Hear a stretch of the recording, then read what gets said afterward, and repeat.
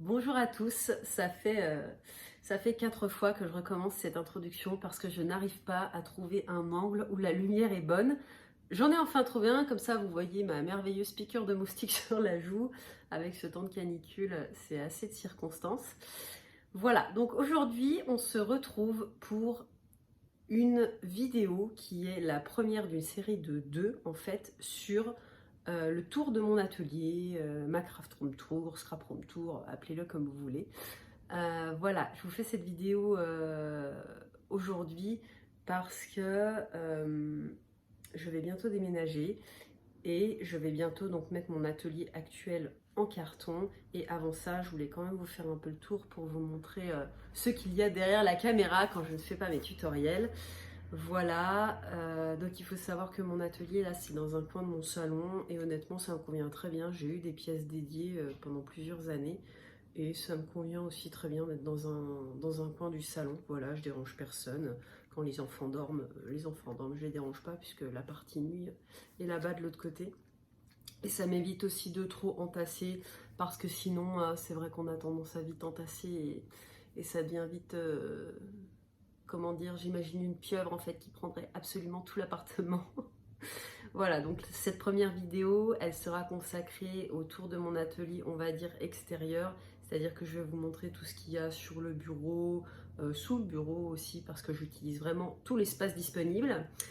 Et la deuxième vidéo qui viendra plus tard, elle sera sur vraiment comment sont organisés mes tiroirs. Alors je ne me considère pas comme une pro de l'organisation, hein. J'ai encore énormément de progrès à faire, surtout que j'ai énormément déménagé ces dernières années. Donc j'arrive pas à me poser et à trouver un réel modèle d'organisation. Donc dites-moi pour vous en commentaire si ça vous fait la même chose ou si vous avez des idées pour moi, je suis toujours preneuse. Et ensuite, je ferai peut-être un vlog ou deux sur l'emballage de l'atelier dans les cartons et l'installation dans mon nouvel espace qui sera également, alors ce coup-ci pas un coin de salon, mais certainement un coin de chambre. Voilà, donc je vous laisse me suivre pour la suite de la vidéo. Voilà, alors mon atelier en fait c'est une partie du salon, donc il commence ici et ensuite il fait un peu le tour de la pièce. Vous avez un de mes chats en prime et il va jusque là. Voilà, ça a été un peu compliqué pour moi d'adapter cet atelier parce que avant j'avais une pièce dédiée et voilà, maintenant c'est un beaucoup plus petit espace que ce que j'avais avant, mais vous allez voir, j'ai réussi à tout adapter. Donc là, ce sera une vidéo sur en gros l'extérieur et ensuite vous aurez un peu plus en détail dans les tiroirs. Voilà, donc là j'ai un premier fameux caisson Alex où je garde vraiment, après voilà, je vous remontrerai en détail, mais je garde vraiment tout ce qui est encre. Par exemple, le premier tiroir, ça va vraiment être ce dont je me sers le plus au quotidien. Et ensuite, vous verrez, j'ai mes tampons bois, des perforatrices, des choses comme ça. Là, en dessous, je range mon massicot et ma planche à tamponner Misty dont je me sers le plus. Ensuite, j'ai un premier espace de travail ici avec ma plaque en verre T-Moltz que j'adore et une lampe Daylight qui est hyper pratique pour faire mes projets. Ensuite, si on continue par là, on a mon tourniquet d'encre Stampin' Up et au-dessus, je range, voilà, j'ai des stylos, j'ai des petits fils, j'ai des encres liquides, des choses comme ça. J'ai une multiprise avec une petite lampe. J'ai la fameuse petite poubelle de bureau We Are Memory qui est très pratique. Ensuite, j'ai un deuxième caisson Alex où là, je range tout ce qui est les encres dont je me sers le moins, quelques feutres, mes stickers, des embellissements, des choses comme ça. Ensuite, là, j'ai mon iPad dont je me sers beaucoup pour mon scrap, notamment pour dessiner des modèles. J'ai tous mes petits tampons ici, Studio Calico, que je recevais à l'époque où j'étais abonnée en fait au kit. Je les garde ici parce que souvent ils sont utiles pour tout ce qui est bugeot, par exemple. Ensuite, ça, ce sont des petites caissettes qui viennent de chez Emma. Et là, je range mes tampons. Donc là, la première, ce sont vraiment mes tampons favoris du moment. Donc j'ai pas mal de Happy Little Fox, du 4 en scrap. J'ai aussi des tampons pour les bugeons. C'est vraiment mes tampons préférés, les tampons notamment où il y a pas mal de calligraphie dessus. Et ensuite, en dessous, j'ai tous mes tampons animaux parce que j'adore faire de la colorisation. Et là, j'ai vraiment de toutes les marques, pareil. J'ai du 4 en scrap.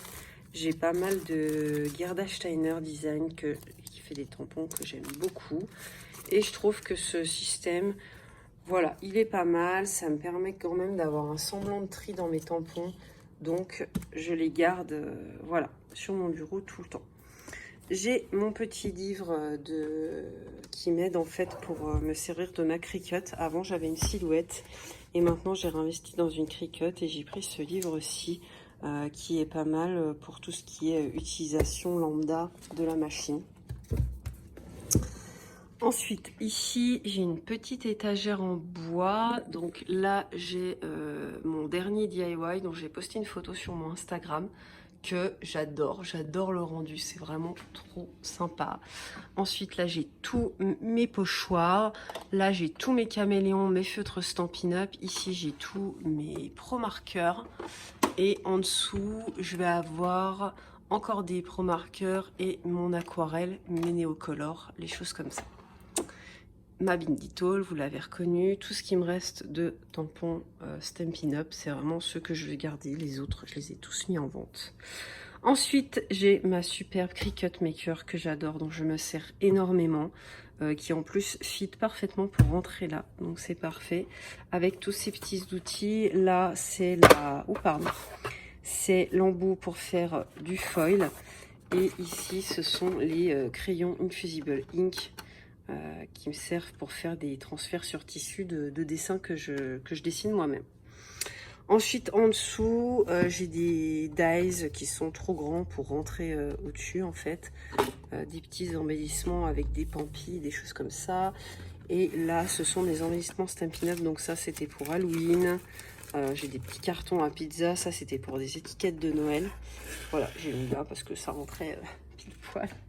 Ensuite, ici, j'ai un petit tableau Scadis. Donc je vais prendre un peu de recul. Donc là je garde tout ce qui est mes journaux pour faire de la calligraphie. Ensuite j'ai mes petits masking tape favoris.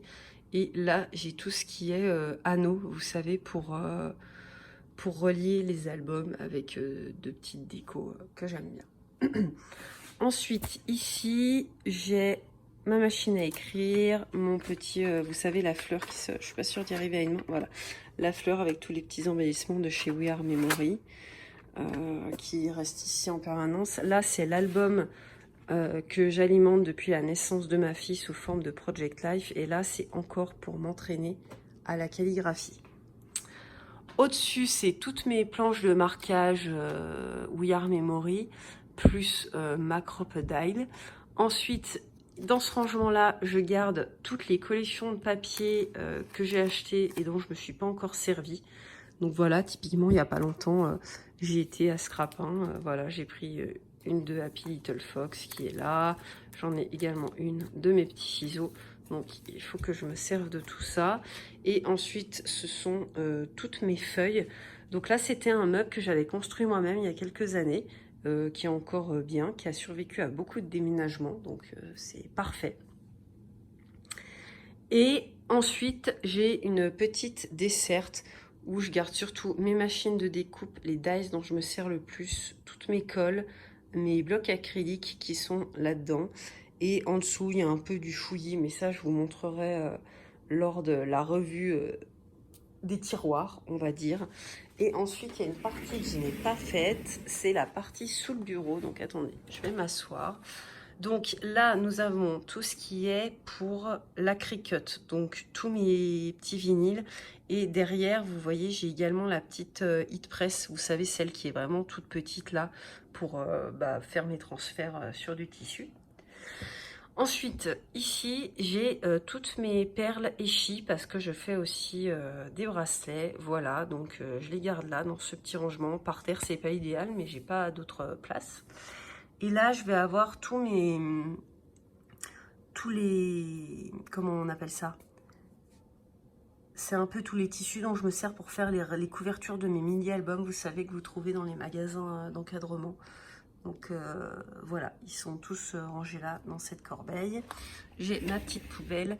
Et ici, en plus d'avoir mon chargeur de téléphone, j'ai un endroit où je range toutes les cartes que je ne peux pas afficher. Encore des tampons, c'est tous mes tampons de petit format.